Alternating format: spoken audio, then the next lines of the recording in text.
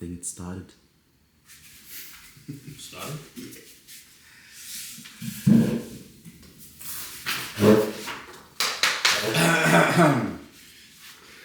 So it started? Yeah? It's already recording. Okay. There's tens of thousands of people watching. Alright. Don't get nervous. Welcome to Ego, a show where you get to tell your story. Our first guest is Alex. Welcome to the show, Alex. Hi, thanks for having me, Darko. You're welcome. It's a pleasure.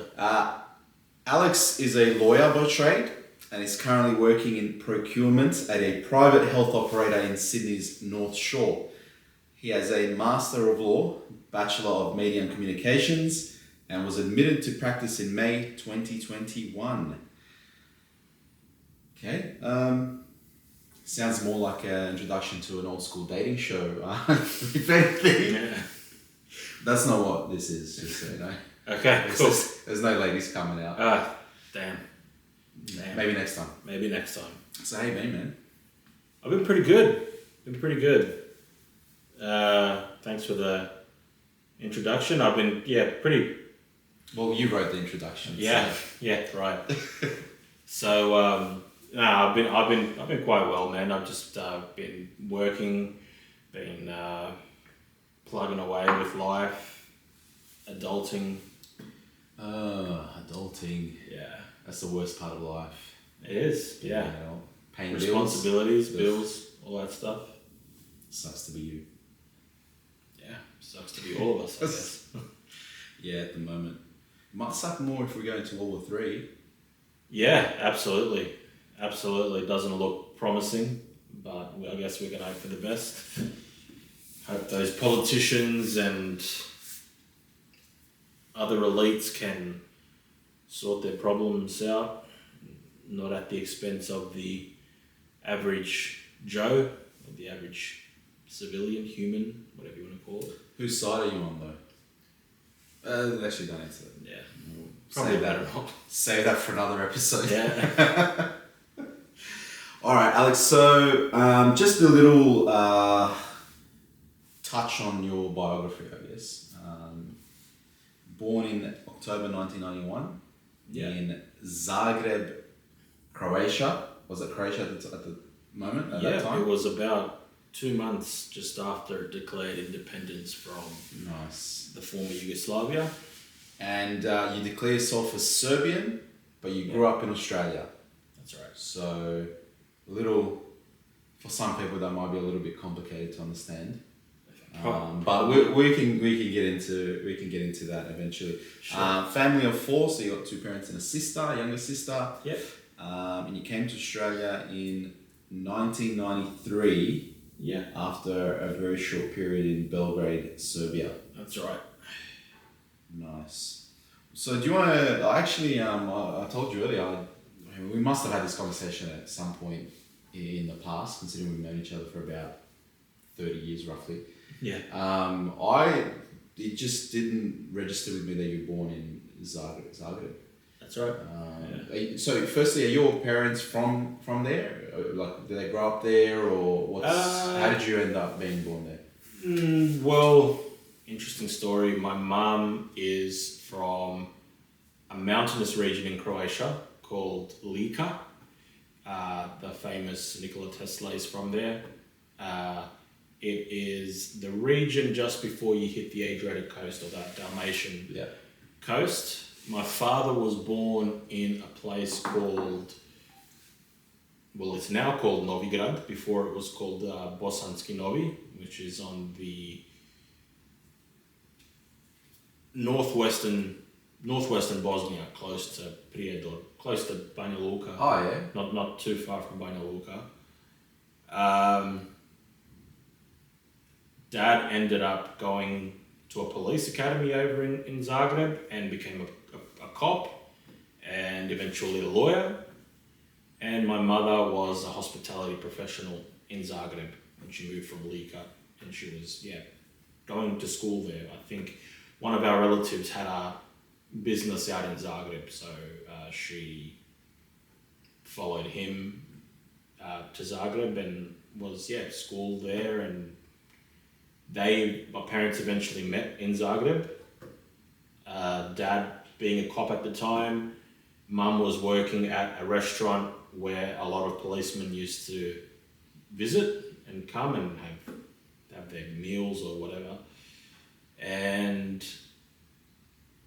that's how they met. And then I guess a year or two later, I was born. So that's where we all started. Then the whole war, ethnic tension started to proliferate and rise, and we decided to move from there. Dad went to fight in what was called the Krajina in Croatia until about 92, 93. He wasn't there for the first 6 months when I was born. Was he, when you say he went to fight, was it something, did he volunteer, or was he kind of, because of his position, was he forced to go sort of thing, or? It was interesting because that war, when it occurred, it was kind of like, if we were to compare it to COVID, remember in the beginning of the COVID fiasco, we heard on the news there was something going around, like a bug going around, similar to the swine flu, similar to whatever, meningococcal or whatever they came up with. And I thought it was just going to be like a 1 week thing and then it'll all pass. Yeah, same. But it just blew out into something ridiculous. That's exactly what it was like in that war. So there was a few, shootings or military exercises or operations committed, but it wasn't on such a large scale that it really freaked everybody out. That's how my dad kind of looked at it. He said, there won't be a war. But then eventually, things started going to shit, started going crazy. They started building the barricades, the Serbs were building barricades, and my parents essentially left Zagreb and went to Lika, where my mum's from. Yep. We didn't live on the front line, but Lika was under attack. It was especially Gospic, which is about maybe 30 minutes drive from where my mum's from. That was a melting pot for conflict. Yeah. There was some strong nationalists from both the Croatian and Serb side. Yeah. And they were, I suppose, just going at it. And my dad, because he was a cop, and he realised there was a few things that happened to our, not immediate family, but friends of immediate family. Some people, unfortunately, passed due to some idiots shooting at them. And Dad realised, hey, this is all real. It's actually happening. So I'll go out and defend what I believe is ours. And he was, of course,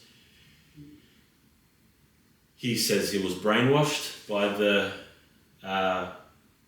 sentiment that was flooding around, but he goes, everyone was, even on the Croatian side. Who's not brainwashed? If people are telling you you've got to go fight, who wants to go fight? Well, who wants to go to war? Yeah. You have to be somewhat brainwashed to do that. Well, yeah, so he was, I don't even know if the word was maybe it was brainwashed, but he was definitely hit with that nationalism. He believes his mind was poisoned with that agenda because, there was probably people he knew that were fighting on the other side. And he said it was one of the worst experiences he's ever had. Yeah, I imagine. He was dealing with idiots from literally both sides. The Krajina example was particularly interesting because he was one of those people that were defending what they thought was worth defending, their homes, their villages. you had people coming in, volunteers from Serbia, that were kind of not necessarily the Yugoslav People's Army, which was the official army for the viewers watching. That was the official Yugoslav army that were predominantly Serbs at the time. At that time, but they also had these guerrilla formations, these paramilitaries that would come through from Serbia, and they would allegedly come to defend the people in Krajina, which then eventually moved to Bosnia and Kosovo and all that. And a lot of these guerrilla militia were, I would say, rogue, because they came in, they tried to command their own way of doing things in the military. They wanted to implement their own strategies. Bullies, maybe? Bullies. There was a lot of it was mafia. Honestly, they came there. They robbed people. They murdered people. They raped people. They set buildings. They literally pillaged villages and even their own people. You know, and when Dad saw that, he realized, hey, what the fuck am I fighting for? You know, the ordinary village person, Seyak, is out here dying on the front lines, trying to protect their home, while these guerrilla fighters are coming here. Also, some were fighting. I'm not suggesting that they weren't, but a lot of them were robbing, looting. They were literally robbing people and pawning off the stuff they robbed, and they made almost a killing out of it. They lived comfortably after all the looting and profiteering they've caused. But yeah, I'm going on a massive tangent now. That's okay. That was that era. I can't speak exactly for what happened. You know, my people like my dad and people like people that actually lived throughout that era could give you a more detailed and a better experience. I just know from what I've heard. Dad basically didn't like what was going on. He hated every second of it. He told me there was many times where he thought that was going to be the end. He was going to die, never meet his son and everything, and it was just like a terrible situation, hell on earth. He managed to escape, and we moved from Lika to Belgrade. And from Belgrade, there wasn't a war going on, but economically it was bottom. Yeah, inflation was like insane. You talk about inflation under Anthony Albanese. This is a joke compared to... Wasn't there like a 1 trillion dinar bill or something like that? You could buy like a piece of bread with it or something like that? It was something... Not funny. Yeah, it was ridiculous. But it's strange. Yeah, but you know, I can go on about that war and the policies surrounding it and the politics behind it. I think ultimately no one won, but it was just a complete mess. And it was a result of, I believe, external powers trying to exploit people who were, from their inception, placed at a disadvantage. They were poorer, they were lower socioeconomically, they were of the lower socioeconomic background. They exploited them and they profiteered from them. That's what I believe. Yeah. But regardless, my dad understood that, and he wanted to take any opportunity to leave that, to start somewhere afresh, because he was very disappointed in how all that started. So that was my kind of journey from Zagreb to Belgrade. We stood there for like... Let me ask you, sorry, why Belgrade? Why was that the place you guys ended up? Do you know? Because Krajina was under... It was a fucking mess. You're good? Yeah, just check it. Yeah. No, Krajina was under It was a war zone, and we saw in 1995 in August of 1995 the destiny of the Serbs. They were ethnically cleansed from their region. This is later on. This is later on. Yeah, this is later on. There was no war in Serbia. We were Serbs. They only thought the logical thing was probably to go to Serbia. Yeah. And I believe some of my relatives went to Serbia, which also kind of pushed them to Made go. it a bit easier. Made it a bit easier. We didn't go to Bosnia because Bosnia was currently in its own war, Yeah. which I would argue was a lot worse than the war in Croatia. And by worse, I mean literally pretty much every village was affected somehow by the war in Bosnia.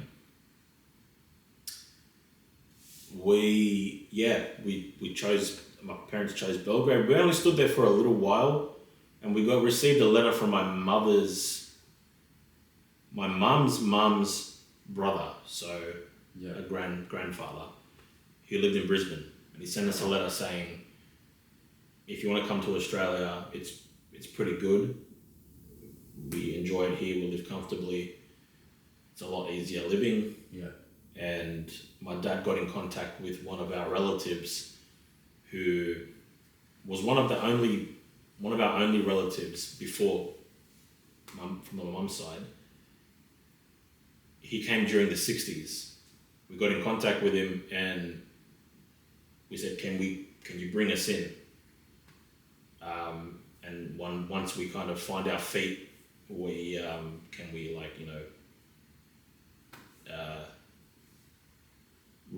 leave you alone, kind of. Oh yeah. We'll start our lives, etc. We're not going to be a burden, basically. We don't want to be a burden. We just need a bit of help at the moment. And they said, yeah, sure. And within a month's time, Dad got the visa. He applied legally, got it, and we didn't even come as refugees. It was actually like a legit proper, yeah. Yeah, nice. Yeah.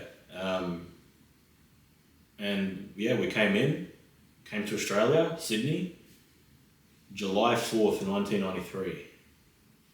And the rest is history. Yeah, nearly 33 years. This year will be 33 years. Now, I guess just to maybe explain, at least from your point of view, to people, how someone born in Croatia can see themselves or declare themselves as a Serb or anything else, just in this particular example anyway. So, how do you explain that to people? I've got my own situation being from Bosnia, seeing myself as a Serb. Yeah, how do you explain if you have this conversation with people, like, why are you Serbian and not Croatian? And why is that identity so strong for you? Very good question. It's going to probably be it will require a very robust and long answer.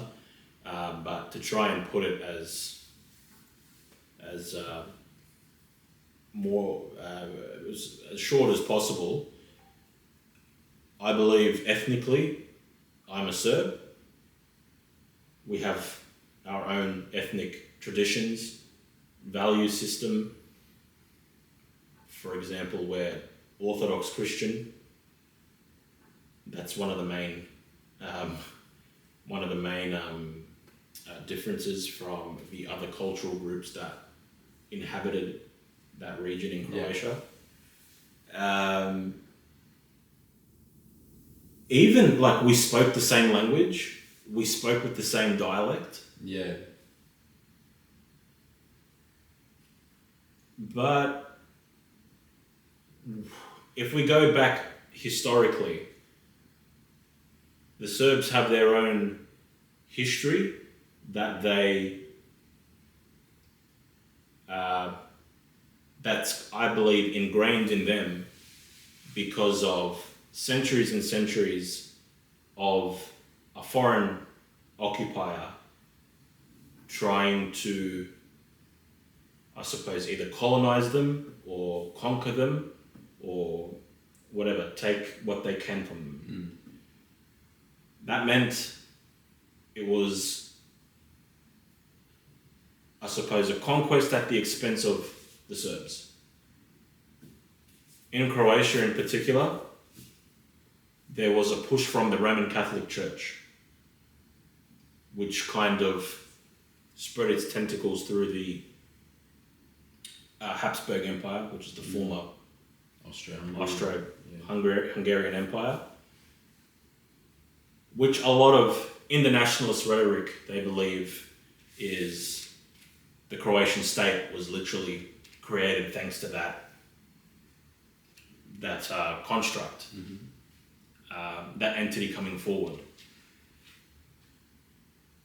A lot of Serbs, and there is evidence to suggest that a lot of Serbs had been Catholicized during that time to avoid either persecution, or they just felt they probably want to either assimilate or integrate, a lot of different reasons. A lot of different reasons. Yeah.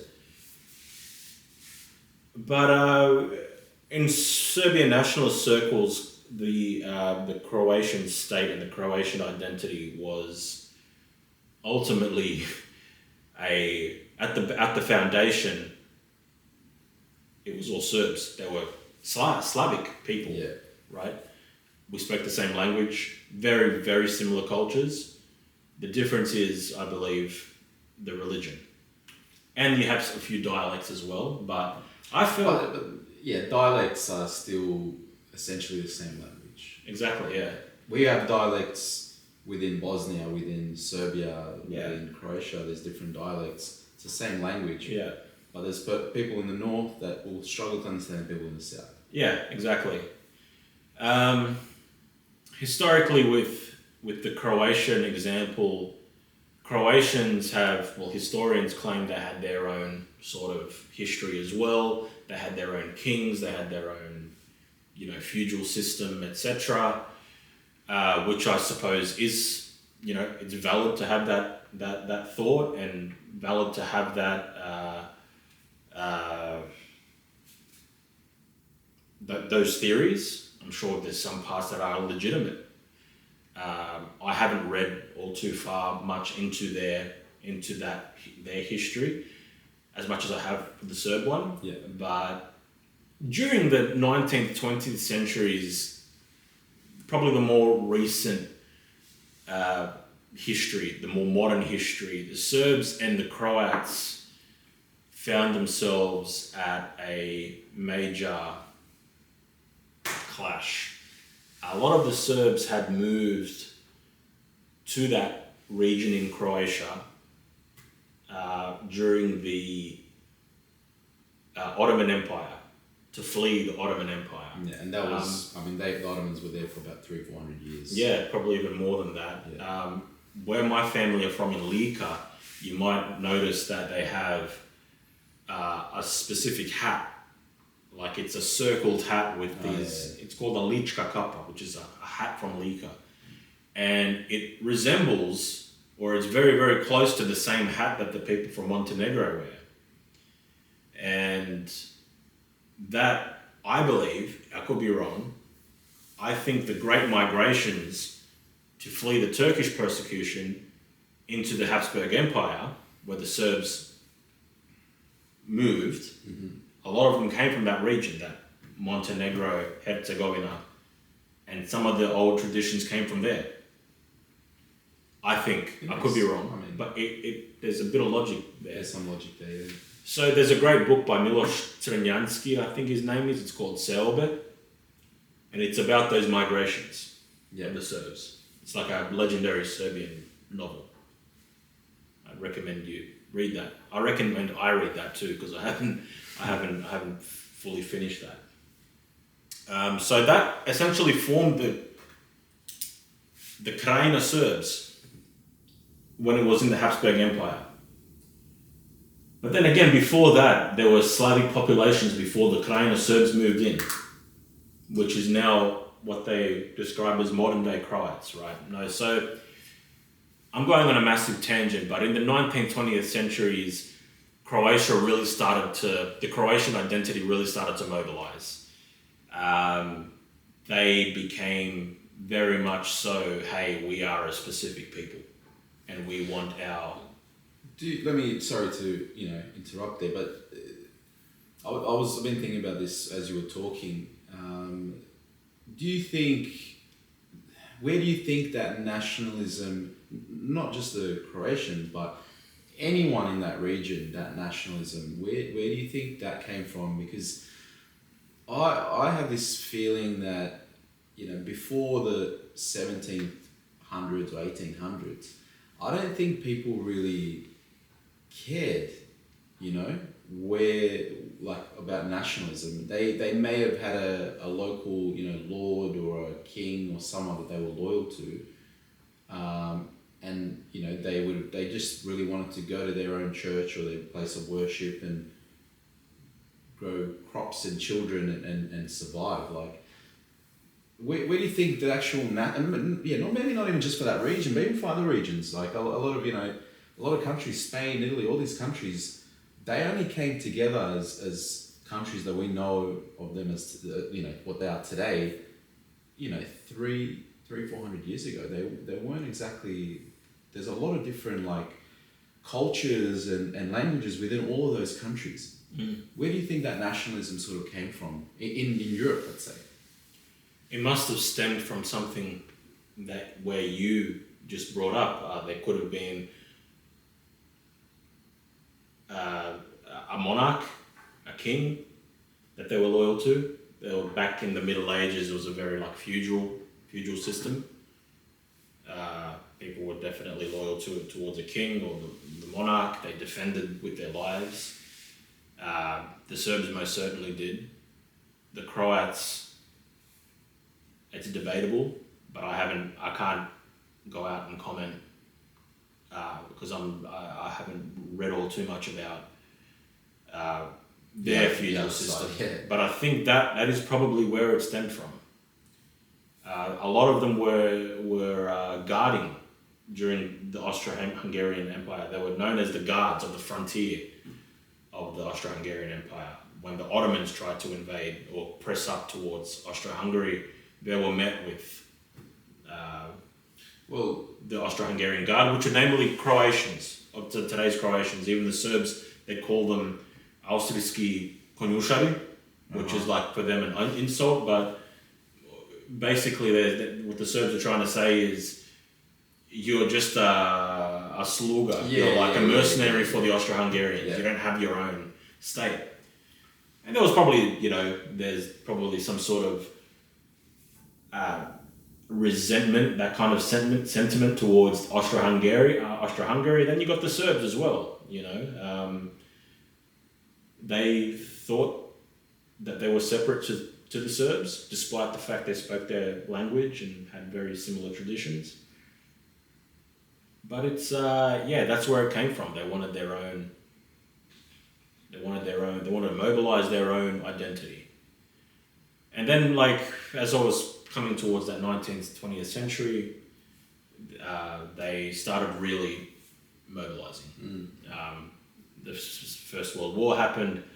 The Serbs eventually got their freedom from the Ottoman Empire, and they formed their own kingdom, which was the Kingdom of Serbs, Croats, Slovenes.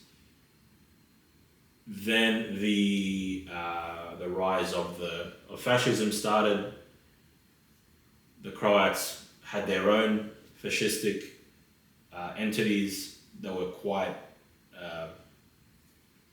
they were very active, and once they took power, they almost put the Serb population in Croatia into complete obliteration. If the viewers are watching, look up concentration camps like Jasenovac, Stara Gradiška. Those were considered the Auschwitz of the Balkans. But what made them, I think, stand out from the Germans was their methods of killing. The Germans killed systematically to get rid of a problem. The Croats under the Nazi regime, the Ustaše, they killed for pleasure, for fun. You should read some of how they did it, what they did. They had the very first ever concentration camp designated purely for women and children. In those camps there was a lot of Serbs, Jews, Romani or Gypsies. They perished. And also enemies, Croatian enemies, like communists, which there were a lot of Croatian communists as well. They fought for the partisan movement. And the partisans were mixed of all nationalities or all backgrounds in that region. So that the Serbs had their own Holocaust, right? Thank God, a lot of my family survived. Some of my family didn't survive. Some people literally perished, and in Jasenovac, up to 800,000 people were slaughtered in that concentration camp. That's a fact. That happened. You have Croatian nationalist circles will go out to say that this is a fabrication, this is all propaganda by the Serbs, but it was a fact. I'm ready to go to the bone to fight to the end. Well, you're a lawyer, so you can, if you want to take it somewhere, prove it legally. I absolutely will take on that challenge if it ever comes to my... Knock on the Hague's door, maybe they're willing to do something. Yeah, so there's that history. Then there was tensions throughout the whole Yugoslav period, despite the fact everyone was held together under that Yugoslav communist regime under Josip Broz Tito, who was also a Croat, born close to Zagreb, I believe. Can I interrupt and ask, what was it, Unity and Brotherhood, or Brotherhood and Unity? What was the slogan? Yeah, Brotherhood and Unity. Do you think, you hear mixed stories about Yugoslavia during the heyday. Some people said it was heaven, you had everything, you had a good, work-life balance, you could educate yourself, work, your kids were, getting, good education and opportunities and all these things. And then, people that love it. And then you get other stories of people that, absolutely despised it, or they despised the idea of like this kind of almost fake entity forcing people to be together, that, those individuals see, all those countries as completely different and historically. How do you see that period of Yugoslavia, obviously being in a generation that kind of missed it? Do you think it was a paradise of sorts for a short time, or was it just held together by sticky tape and people pretending and, trying to make the most of it in a tough situation? Look, I suppose that's again subjective, who enjoyed it, who hated it. I think from a legal perspective, Yugoslavia was based off a Stalinist model. The legal system, the economic system, the whole government system was based off this socialist model, which I don't think it wasn't something that I would typically condone or say, hey, this is amazing, heaven on earth. We're talking about centralized powers, state absolutism, meaning that the Communist Party has complete control of everything. There was so many things there that really... Keep talking. I'll talk to the camera. I'm just paranoid. There was a few things... There were many things in their constitution and their laws that forbade people to be free and be who they are. Whether that is of their own religion, whether it is their ethnic identity. Some people, really, really loved being Croatian. And in these days, it's not frowned upon. Why shouldn't you be, like these days, it's okay. When you say it that way, it kind of sounds funny, Yeah. After everything that was just said. You're free to be who you are, and it's not frowned upon. Yeah. But but in former Yugoslavia, you had that problem legally on paper. But then when you speak to people that lived through it, like my father, my relatives, or people that I've met, a lot of people from Bosnia in particular had a stronger sense of either nostalgia or they have a nice feeling towards Yugoslavia because people were more like the brotherhood was strong. But do you think in a lot of ways Bosnia is like a mini Yugoslavia? Yeah. Like you had all the religions, you had all the nationalities.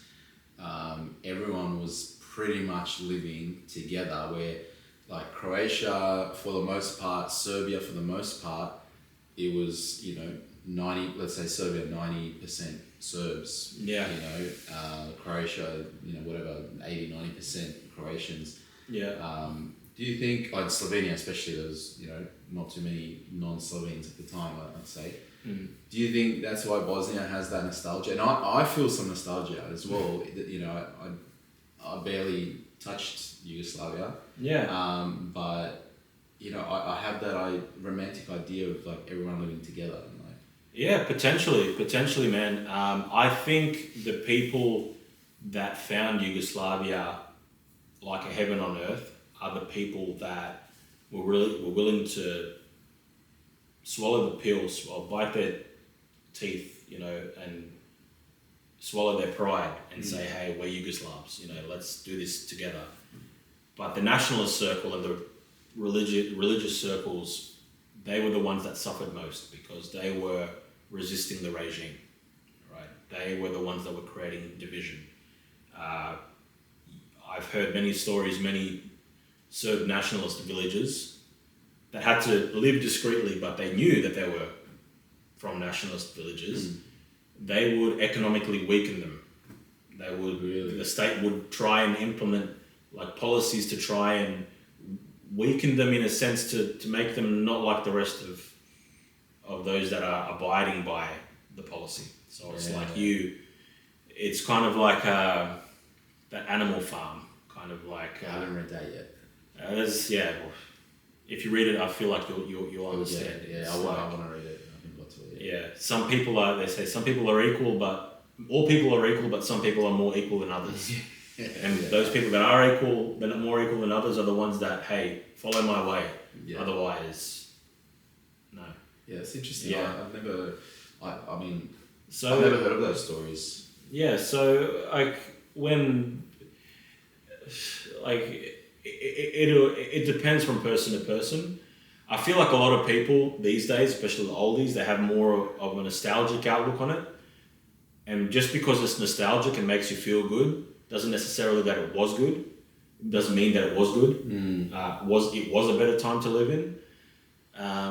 But really, like, if you look at most countries, like that period after World War II till probably the 80s, that's maybe peak human civilization. Like there was work, opportunities. Yeah. In most countries, not everywhere, obviously, but let's say the Western world. You could travel. Everything became better, easier, more money. So maybe it's not just Yugoslavia that had like that golden period. Obviously, maybe we focus on that because of how it ended up, whereas the other countries, Western countries, didn't end up falling apart. We did fall apart. And I don't know if, I think you kind of touched on it earlier, I don't know if we're better for it. We may have got something out of it and like some independence and pride, but how much did we lose? There was a lot that we gained, absolutely. Like look at the sports, like phenomenal. But how much better would we be if we were together, man? Yeah, no, that's what I'm saying. Like when we were together, the sports were incredible, and we're incredible without being together. Imagine if we were together. But then again, who knows? That's kind of like a slippery slippery slope fallacy. You know, Yeah.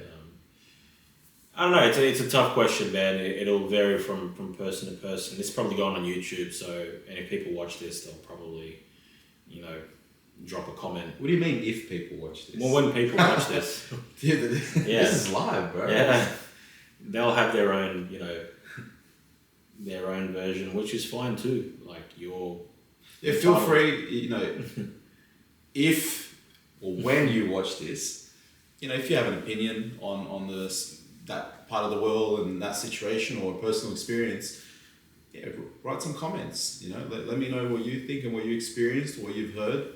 I'll be, you know, interested to hear it. I have my personal views and personal experiences and things that I've heard from people that were involved in certain things or experienced certain things. You know, Alex has the same and you might have a totally different experience. So, you know, I'm personally always interested to hear people's stories and how they feel about, you know, that period of the history and you know, how they look back on it. I find it fascinating and I feel in a way kind of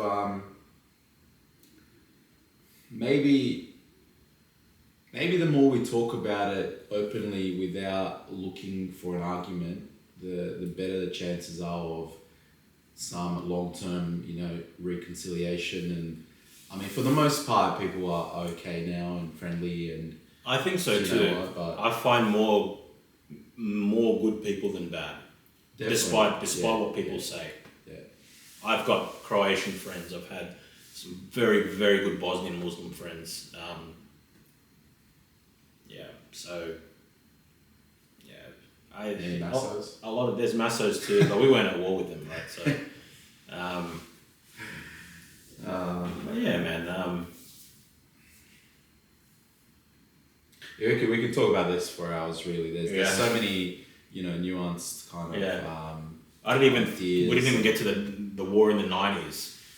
But that's another maybe, story. That's for the next episode. And that kind of just fueled hatred even more. So I'm sure actually we're gonna have other opportunities to cover this a little bit more in depth or succinctly, and hopefully we don't get too much hate.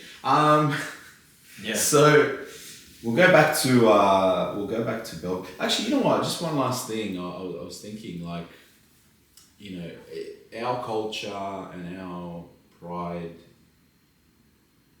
for our culture and history. You know, a big part of that is probably the fact that we were under the Ottomans for so long. Yeah. And we had to fight for it. Yeah. And I feel like in the last, 30 years since, let's say, Croatia got their independence, I feel almost... I'm thinking this more from like a sporting perspective, just seeing how they support their teams and how their teams play, like their football team specifically, how they're willing to give everything, for their team. Whereas like the Serbs now, in some sports, especially, again, I'll stick to football as the example, we're almost kind of arrogant in a way. We think we're better, but we don't show it, we don't fight for it, we don't prove it. I feel like that's because, that Croatian independence is so new, so fresh in everyone's heart and mind, that like they still have so much to prove. Like, we belong here in the world, on the sporting map, whatever it might be.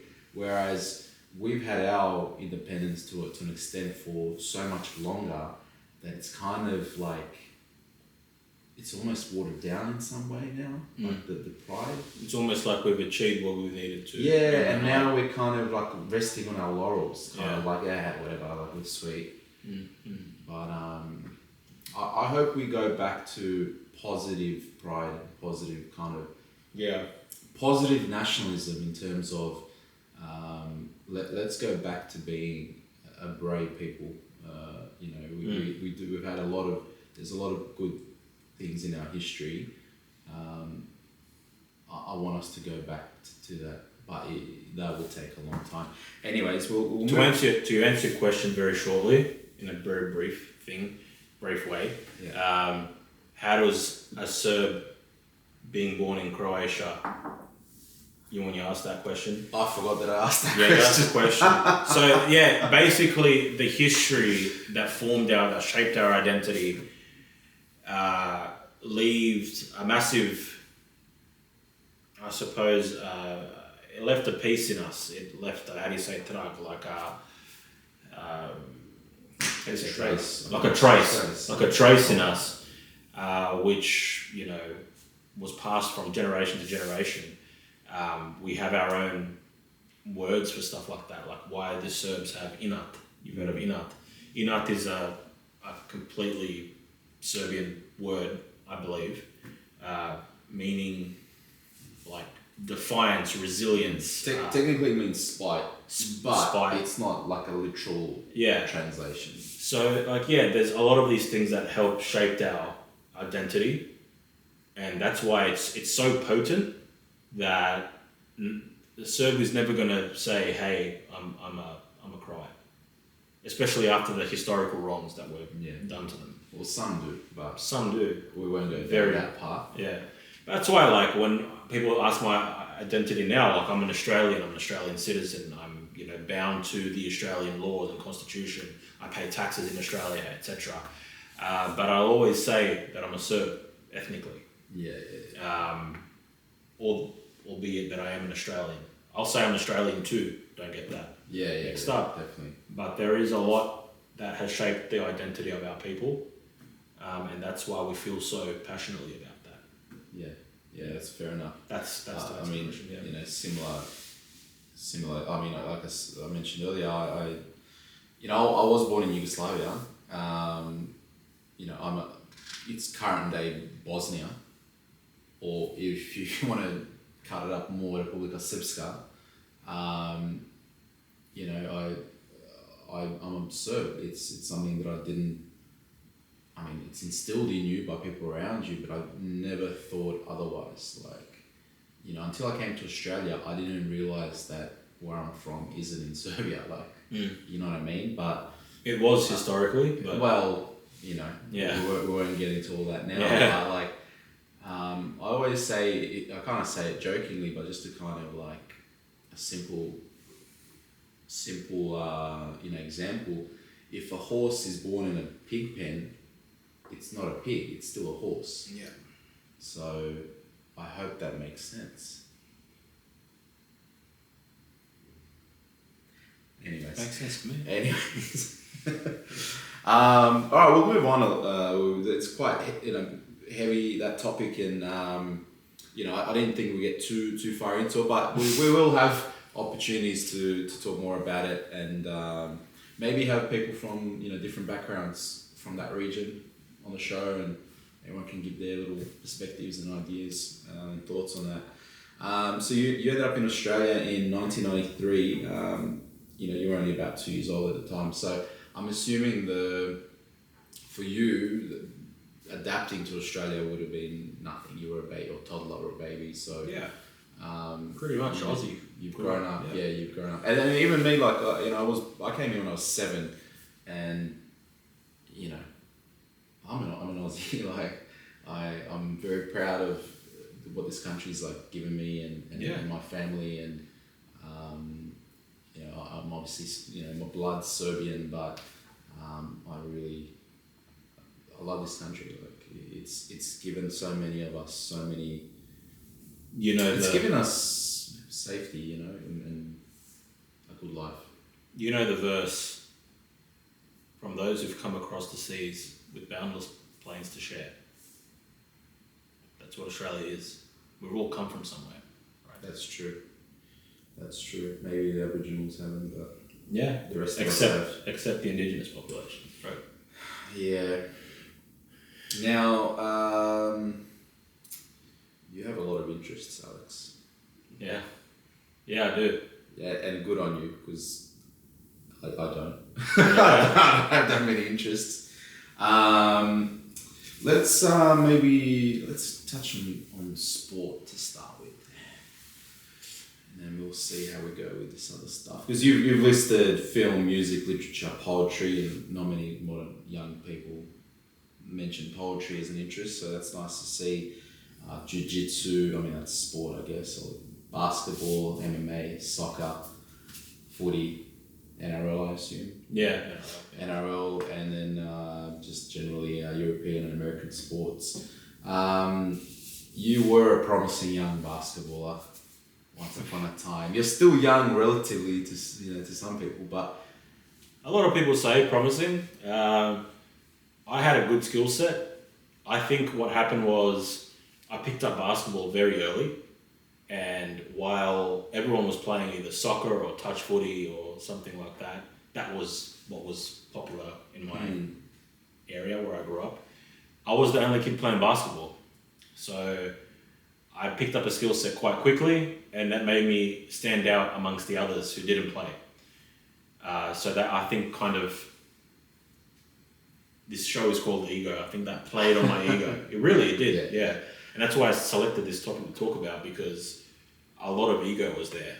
And I just considered myself the basketball guy. Like I wanted to play ball, and I just kept playing for a very long time. I played quite competitively. Went to the rep level. Never played Metro, never played state. But I formed bonds and relationships throughout my teenage years purely through sports, through basketball. My best friend at the time, well, still is a very close mate of mine. Our friendship was literally based on basketball, and it was like a friendship. It was competitive, but it was healthy competition. Yeah, pushing each other. And this guy, I'm telling you, this guy became a freak, and everyone from the Hills District that played basketball from my age knew this guy, and he was top. Yeah, I won't drop names.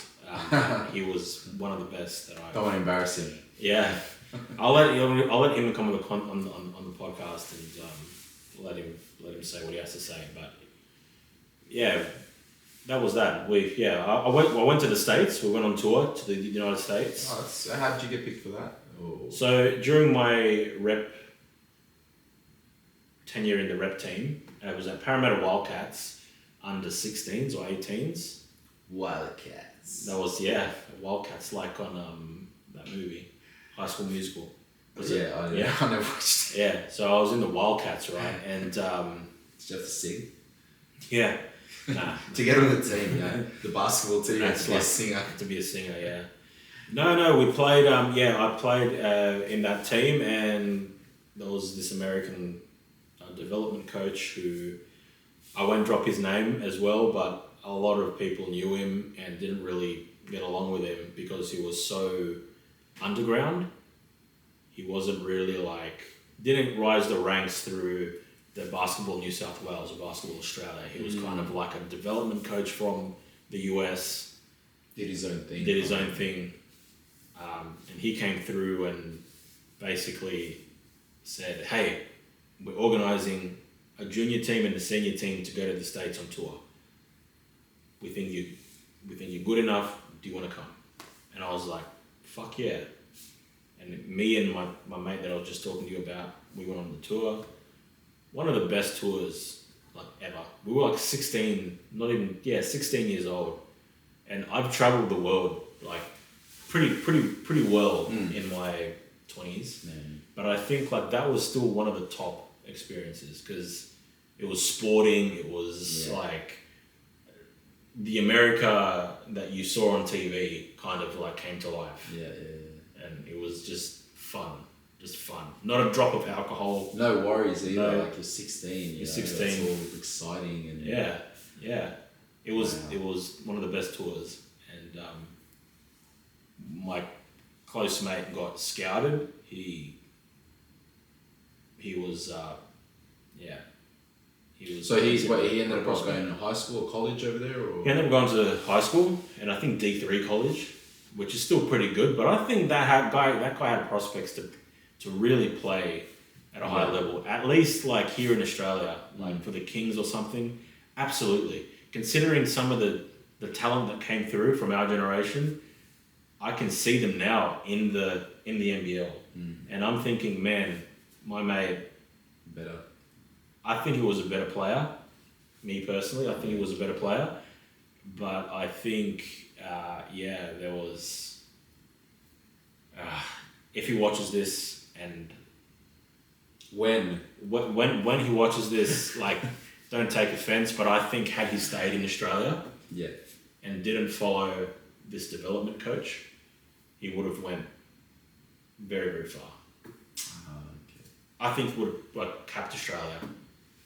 I think he was that good because despite the fact that he did so well and that development coach really developed him into a solid player. So I can't not discredit him. But fuck me dead, he at one point incredible player. You know, there's a lot of stories out there in all different sports of young kids who, in a lot of ways, should make it based on talent or, you know, that ability that they have at whatever age.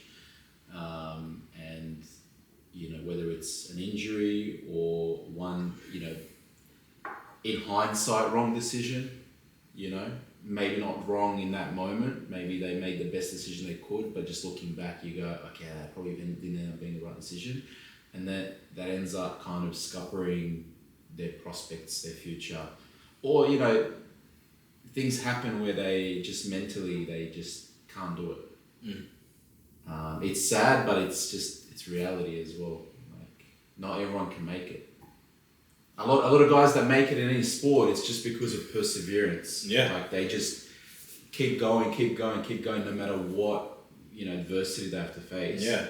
And eventually they make it to whatever extent they make it to. Yeah. To play at that level, you have to be, like, on the ball, like, all the time. Like, there's a strain.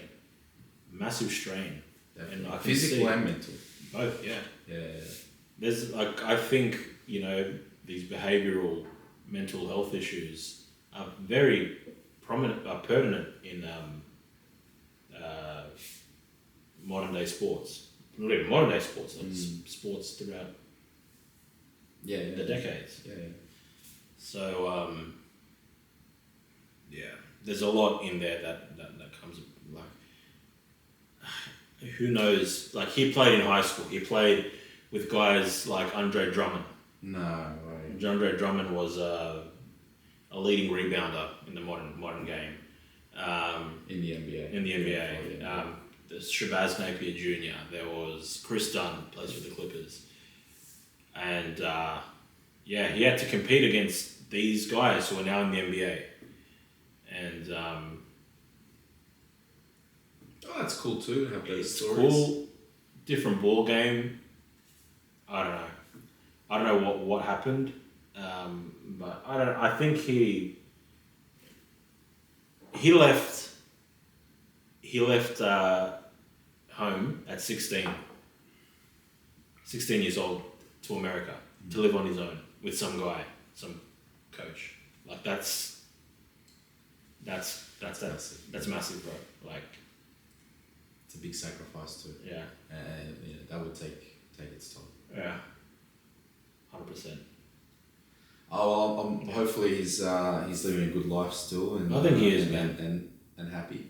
I think sometimes people in those situations, when they dwell on what could have been, and they can't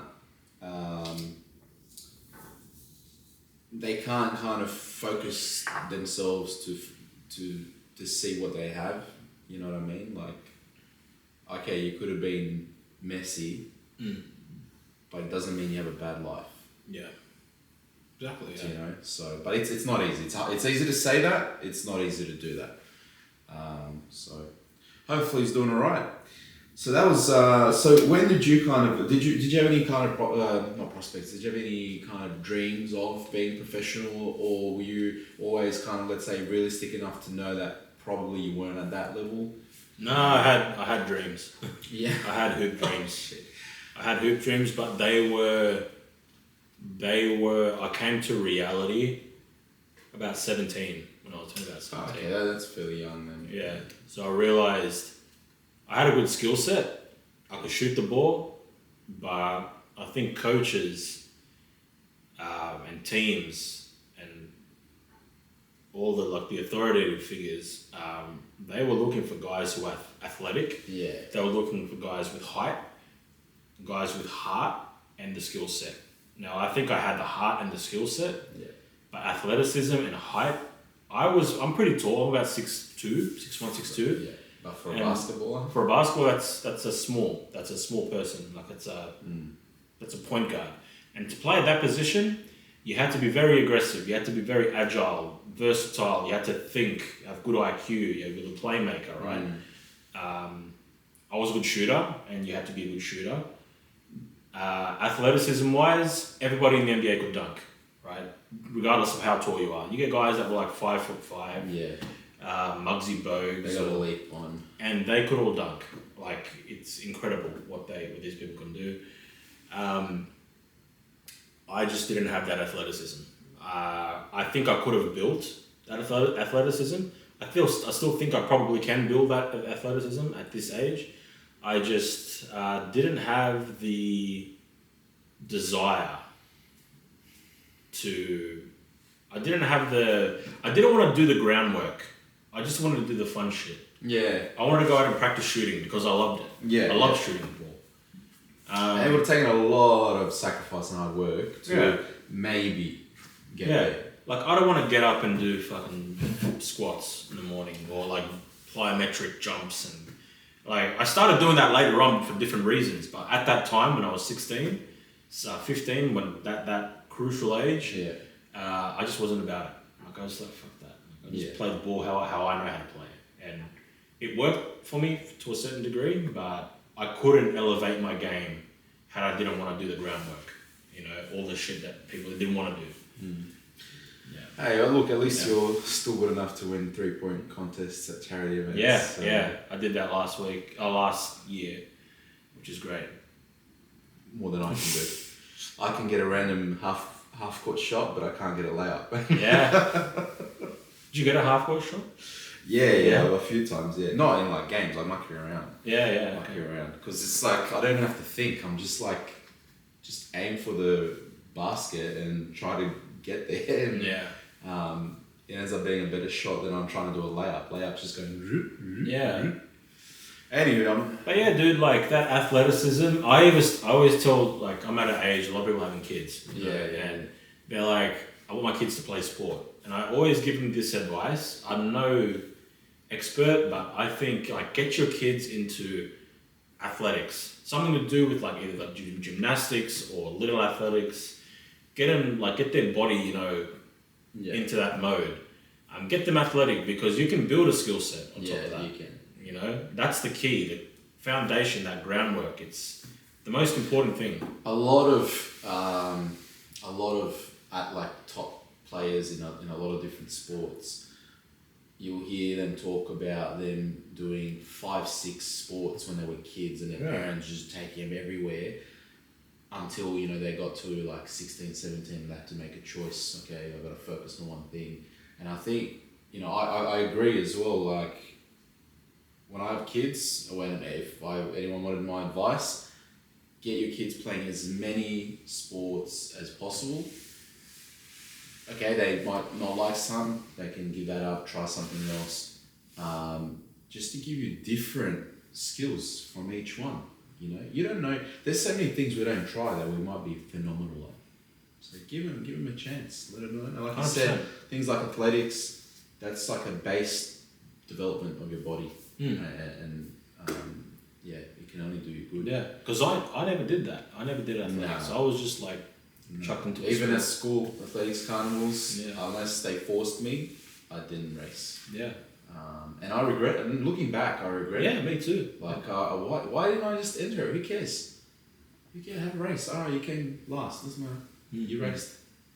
I don't know if we got ribbons back there for participation, but maybe we got a ribbon. But like, it's irrelevant. Like, just to compete, especially as men, like it's good to compete. Good for yourself. Good for your ego. sign up for over 35s in Blacktown comp over 35s. Come watch. I don't even know who I'm playing for. Some team in Blacktown, but Soccer, yeah, Oh, over nice. 35s, yeah. like indoor or No, outdoor. Yeah, I've got a mate of mine reached out to me, and I've had this feeling for like, because I haven't played for a while. I haven't played since COVID, and kind of like, while I can, physically I can't, but while I'm young enough, sort of thing, I want to get back into it. But I was like nervous, scared. Can my body do it? And then a mate of mine called me, and I was like, you know what? Let's just do it. Friday nights should be good if I survive. We'll see.